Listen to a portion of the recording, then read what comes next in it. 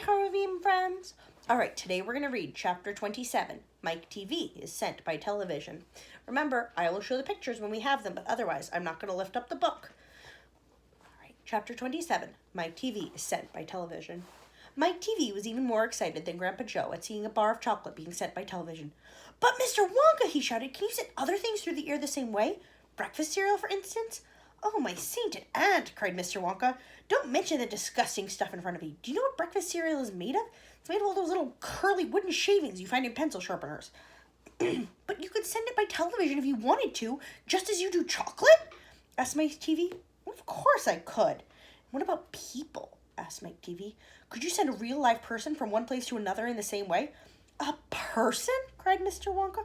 "Are you off your rocker?" "But could it be done?" "Good heavens, child, I don't know. I suppose it could. Yes, I'm pretty sure it could. Of course it could. I wouldn't like to risk it, though. I might have some very nasty results." But Mike TV was already off and running. The moment he heard Mr. Wonka saying, "I'm pretty sure it could, of course it could," he turned away and started running as fast as he could toward the other end of the room where the great camera was standing. "Look at me," he shouted as he ran. "I'm going to be the first person in the world to be sent by television." "No, no, no, no, no," cried Mr. Wonka. "Mike!" screamed Mrs. TV. "Stop! Come back! You'll be turned into a tiny million pieces!" But there was no stopping Mike TV now. The crazy boy rushed on, and when he reached the enormous camera, he jumped straight for the switch, scattering Oompa Loompas left and right as he went. "See you later, alligator," he shouted, and pulled down on the switch, and as he did so, leapt out into the full glare of the mighty lens. There was a blinding flash, and then there was silence. Then Mrs. TV ran forward, but she stopped dead in the middle of the room. And she stood there. She stood staring at the place where her son had been, and her great red mouth opened wide, and she screamed, "He's gone! He's gone!" "Good heavens, he has gone," said Mr. TV. See? They're freaking out because Mike TV has disappeared. Mr. Wonka hurried forward and placed a hand gently on Mrs. TV's shoulder. "We shall have to hope for the best," he said. "We must pray that your little boy will come out unharmed at the other end." "Mike!" screamed Mrs. TV, clasping her head in her hands. "Where are you?"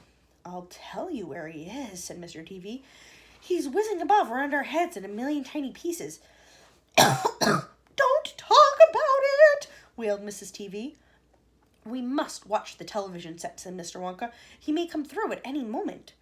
Mr. and Mrs. TV and Grandpa Joe and little Charlie and Mr. Wonka all gathered round the television and stared tersely at the screen.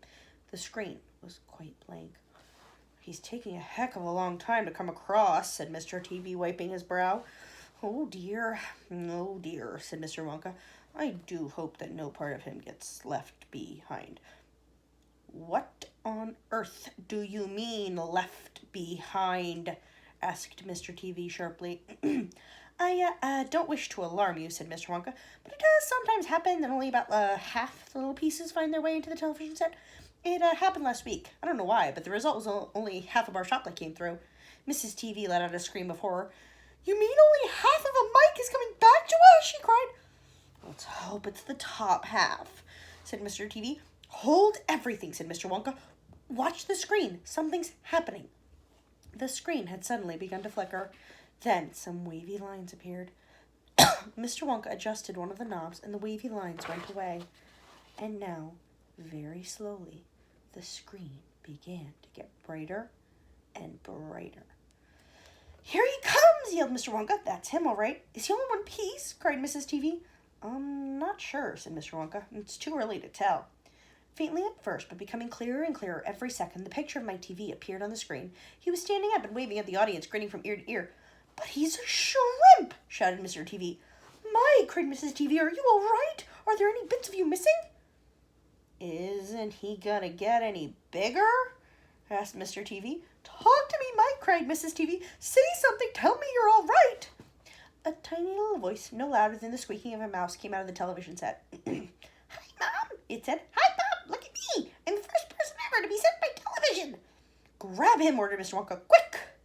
Mrs. TV shot out a hand and plucked the tiny figure of Mike TV out of the screen. "Hooray!" cried Mr. Wonka. "He's all in one piece. He's completely unharmed."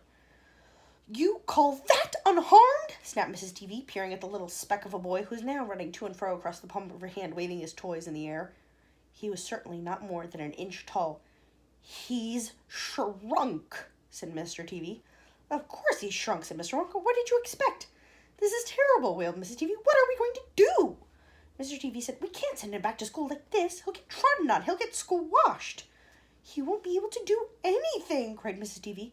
"Oh, yes, I will," squeaked the tiny little voice of Mike TV. "I'll still be able to watch television." "Never again," shouted Mr. TV. "I'm throwing the television set right out of the window the moment we get home. I've had enough of television." When he heard this, Mike TV flew into a terrible tantrum, just like Lulu. He started jumping up and down in the palm of his mother's hand, screaming and yelling and trying to bite her fingers. "I want to watch television," he squeaked. "I want to watch television. I want to watch television. I want to watch television." "Here, give him to me," said Mr. TV, and he took the tiny boy and shoved him into the breast pocket of his jacket and stuffed a handkerchief on top. Squeals and yells came from the inside of the pocket, and the pocket shook as the furious little prisoner tried to get out. "Oh, Mr. Wonka," wailed Mrs. TV, "how can we make him grow?" "Well," said Mr. Wonka, stroking his beard and gazing thoughtfully at the ceiling, "I must say that's a wee bit tricky, but small kids are surprisingly springy and elastic.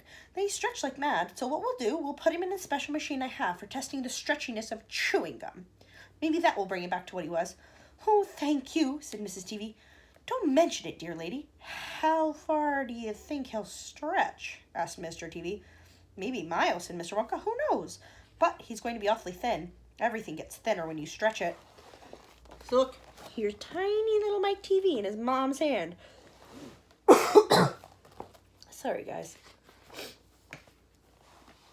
"You mean like chewing gum?" asked Mr. TV. "Exactly." "How thin will he be?" asked Mrs. TV anxiously. "I haven't the foggiest idea," said Mr. Wonka. "And it doesn't really matter anyways, because we'll soon fatten him up again. And what we'll have to do is give him a triple overdose of my wonderful super vitamin chocolate. Super vitamin chocolate contains huge amounts of vitamin A and vitamin B.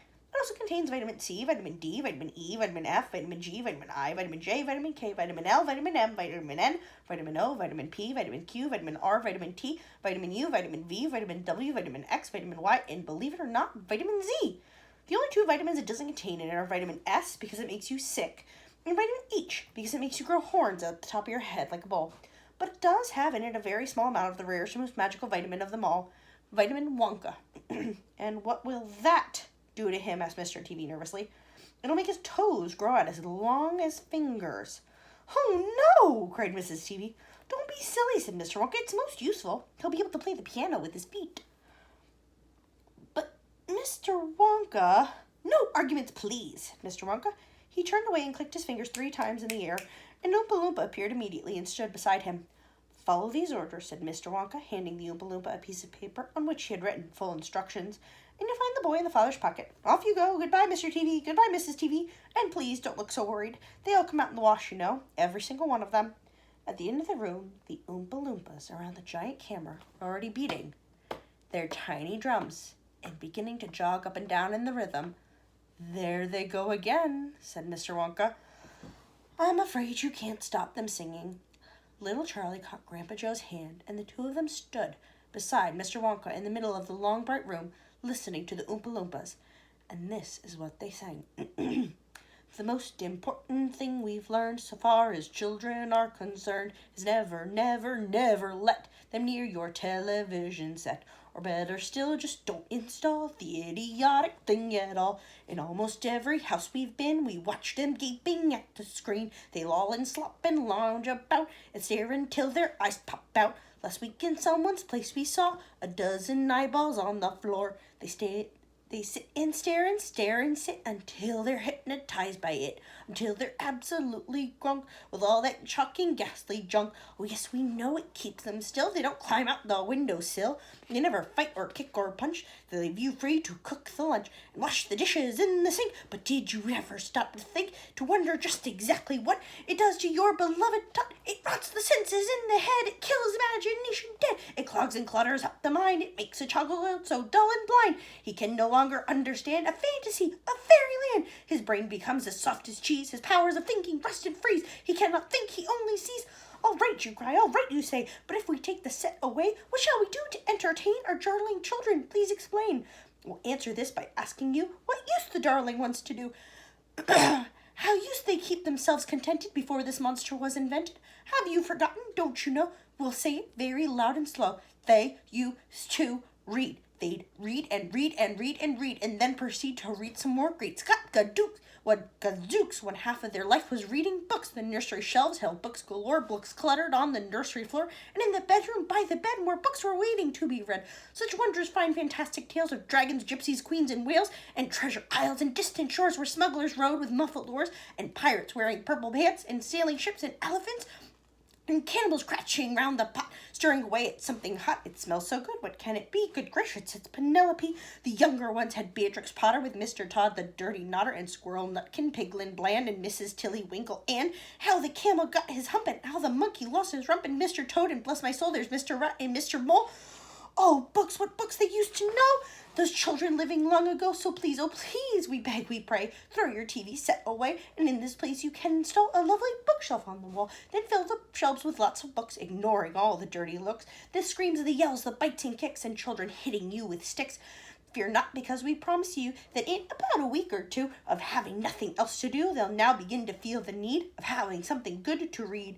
And once they start, oh boy, you'll watch the slowly growing joy that fills their hearts. They'll grow to learn. They'll wonder why they'd ever seen that in that ridiculous machine, the nauseating, foul, unclean, repulsive television screen.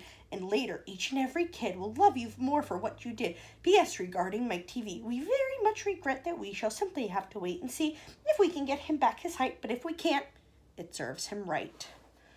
So look, here's the Oompa Loompas singing on the camera. So we've now lost Augustus Gloop, we lost Violet Beauregard, we've lost Mike TV, and we've lost Veruca Salt. So that only leaves one kid left. Only Charlie. So I want you guys to think, what problem are we going to hit now? All right, my friends, have a good night.